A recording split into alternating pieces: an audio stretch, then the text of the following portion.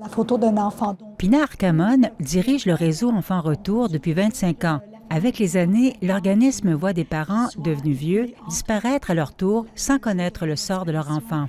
Un de nos slogans, c'est disparu mais jamais oublié. Le réseau demeure le seul espoir qu'on pourrait peut-être un jour avoir la réponse concernant cet enfant.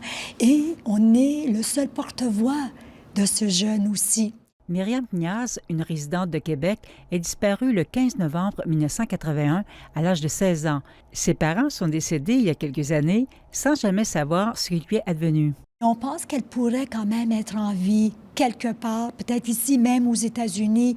Donc l'importance de garder l'œil ouvert pour cette jeune fille.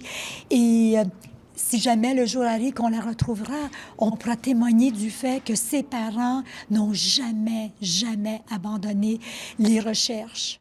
La photo de Myriam circule toujours sur le site Web et dans tous les événements du réseau. Et comme tous les autres enfants qui manquent à l'appel, la disparition de Myriam est soulignée à la date d'anniversaire de sa disparition. C'est très important de savoir si Il y a 17 ans, Gisèle Bourgeault, dont la fille Isabelle Bourgeault est disparue depuis 1985, nous avait accordé une entrevue quelques années avant son décès. Le père d'Isabelle, qui a maintenant 98 ans, est toujours vivant. Il veut savoir la vérité avant de décéder. La santé devient précaire et on aimerait tellement lui donner ce cadeau.